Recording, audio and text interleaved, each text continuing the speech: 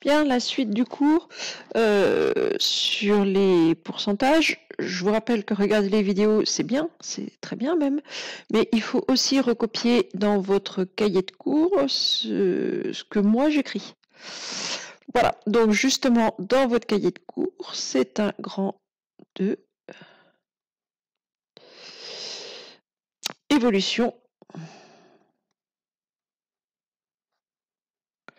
Évolution. Coefficient multiplicateur.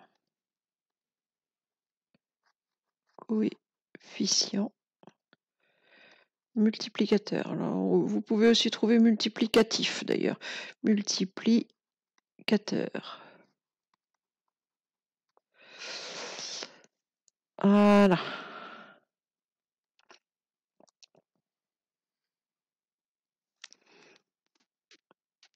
Alors, avant de voir dans le cours, enfin avant de mettre une formule dans le cours pour voir de quoi il s'agit, on va partir d'un exemple.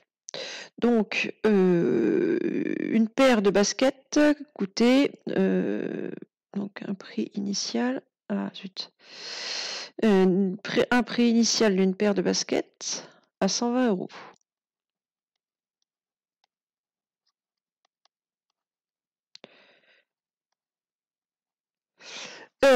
Il y a une promotion fantastique, c'est Black Friday. Les chaussures passent à 103,20 €. Donc, promotion.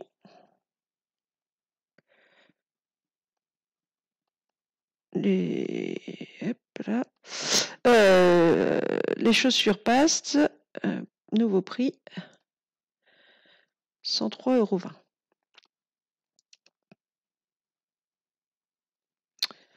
La question est la suivante. De quel pourcentage est-ce que mes chaussures ont baissé? Ça a baissé. On cherche à savoir de quel pourcentage elles ont baissé. Alors, en général, c'est plutôt présenté différemment. Quand il y a des promotions, on vous dit super, il y a moins 20%, moins 15%, moins 13%, enfin peu importe. Ici, j'ai donc mon nouveau prix, mon prix initial, et je veux savoir de quel pourcentage ça a baissé. C'est-à-dire, je veux connaître ce qu'on appelle la variation relative de mon prix. Donc déjà, le prix a baissé. On va essayer de chercher à connaître le montant de la baisse. Le montant de la baisse, alors ce n'est pas très difficile à calculer. Comment on va s'y prendre? Eh bien, l'article les chaussures valaient 120 €. Elles sont soldées à 103,20 €. Donc, elles ont baissé de 120 moins 103,20, c'est-à-dire 16,80 €. Voilà. Donc, 16,80 €, c'est bien. Mais ça ne veut pas dire grand-chose. Dire quelque chose a baissé de 16,80 €. Si c'est sur le prix d'une voiture, on ne va même pas voir la différence. Si c'est sur le prix d'une paire de baskets, effectivement, ça commence à se voir. Si c'est sur le prix d'un article qui, au départ, valait 20 €, ça commence à se voir beaucoup. Donc, quand on donne le montant de la baisse, donc ça, c'est ce qu'on appelle la variation absolue. Alors d'ailleurs,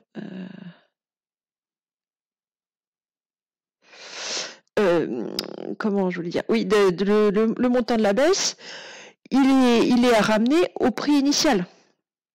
C'est dire, je vous ai fait une super remise de 16,80 €. Là encore, tout dépend quel était le prix au début. Si c'est le prix, si c'est un article qui valait, je sais pas, 30 000 € parce que vous vouliez acheter une voiture neuve, bah, aux 16,80 €, c'est pas ça qui vont vous changer grand-chose, hein. Donc 16,80 €, il faut toujours le ramener à combien coûtait mon article, c'est-à-dire faire ce qu'on appelle une variation relative. 16,80 €, c'est relatif au prix de départ. Donc là, on m'a fait une remise de 16,80 €, mais sur un article qui, au départ, valait 120 €. Donc, on m'a fait une remise de 16,80 € sur quelque chose qui, au départ, valait 120. Donc 16,80 sur 120, c'est ça qui va me donner le pourcentage de baisse. Comment je veux savoir quel pourcentage on a appliqué à 120 € pour trouver 16,80. Donc calculer un pourcentage, c'est une proportion, c'est 16,80 sur 120. On a vu ça dans la partie d'avant. Donc 16,80 divisé par 120, normalement si vous calculez ça, ça doit vous faire 0,14. C'est-à-dire 14%. Donc les chaussures ont baissé de 14%.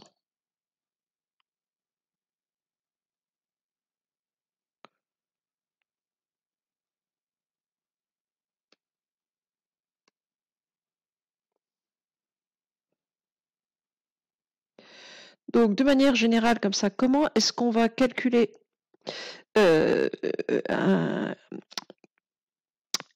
taux d'évolution?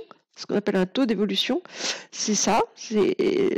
On veut savoir de combien de pourcentage un article a augmenté ou baissé. Alors, d'ailleurs, celui-ci a baissé, donc on aurait un taux qui serait de moins 14% normalement. Comment on va s'y prendre? Qu'est-ce qu'on a commencé par faire? On a commencé par calculer l'écart entre nos deux valeurs, le prix de départ, le nouveau prix. Je calcule l'écart, donc je fais une soustraction, et je ramène cet écart à ce que mon prix était au départ, c'est-à-dire à ma valeur de départ. Et donc c'est cette formule-là que je vais utiliser pour calculer un taux d'évolution, donc propriété.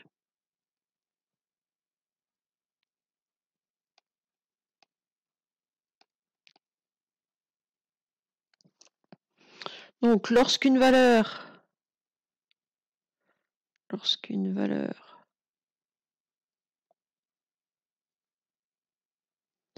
passe de V, alors je vais appeler ça VD, c'est-à-dire valeur de départ.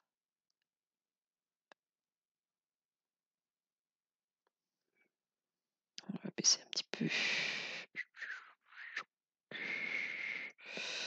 Valeur de départ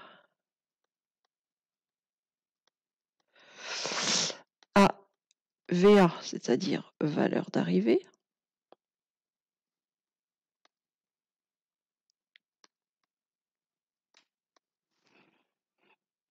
Alors, ce qu'on appelle le taux d'évolution.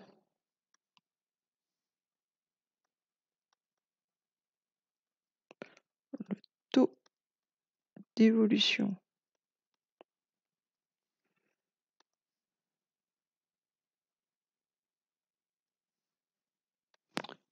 Le taux d'évolution, alors on va l'appeler T, se calcule de la manière suivante. Se calcule par la formule.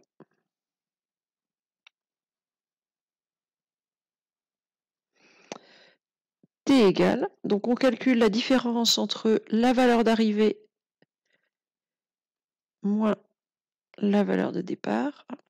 Alors il est vrai que tout à l'heure j'ai fait valeur de départ moins valeur d'arrivée, parce que je voulais calculer une différence en étant positif. En général on fait valeur d'arrivée moins valeur de départ si le prix a baissé, ce qui était le cas de notre paire de chaussures. Hein. Si j'avais fait 103,20 moins 120, j'aurais trouvé moins 16,80 et donc j'aurais trouvé moins 0,14, c'est-à-dire moins 14%. Un taux peut être négatif dès l'instant qu'il y a une baisse. Donc ici, c'était sur l'exemple, je l'ai fait dans le sens naturel de soustraction. Nous, pour notre formule, on va toujours mettre valeur d'arrivée moins valeur de départ. Et du coup, dès qu'on va avoir une baisse, on va trouver un taux négatif. C'est normal. Donc tout ça, je vais le diviser par ce que valait ma valeur de départ. Ce que valait mon truc au début. C'est-à-dire ma variation absolue. Je la ramène au prix de départ, enfin, à ma valeur de départ. Je suis en train de faire des bêtises. C'est pas ça que je voulais faire. Alors, normalement, ça va faire un tour de magie. Ouais, c'est pas dit que ça fasse un tour de magie, en fait. Pas du tout. Ça aurait dû faire un joli rectangle, c'est un échec. Bon, c'est pas grave. Donc ici, on a ce qu'on appelle la variation absolue. VA moins VD, là. C'est ce qu'on appelle la variation absolue.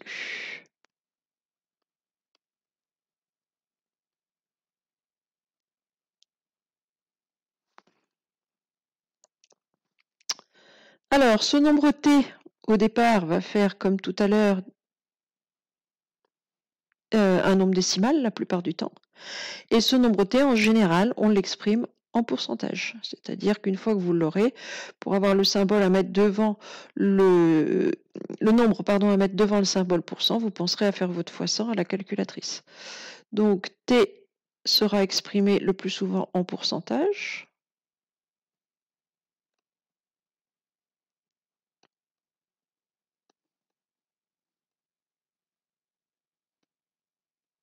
T sera exprimé le plus souvent en pourcentage. Et donc T peut être de deux signes. Hein. Si T est négatif,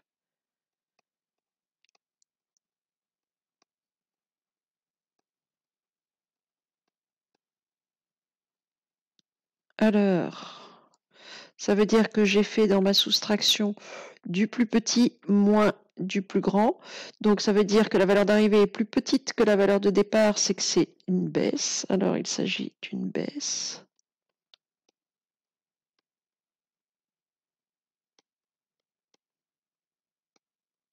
D'ailleurs, on voit ça très régulièrement, hein, moins 20%, moins 30%. C'est normal, il n'y a pas de problème avec ça. Si T est positif,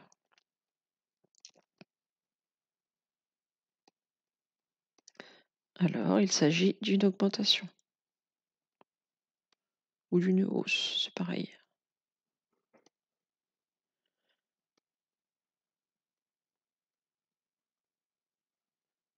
Augmentation.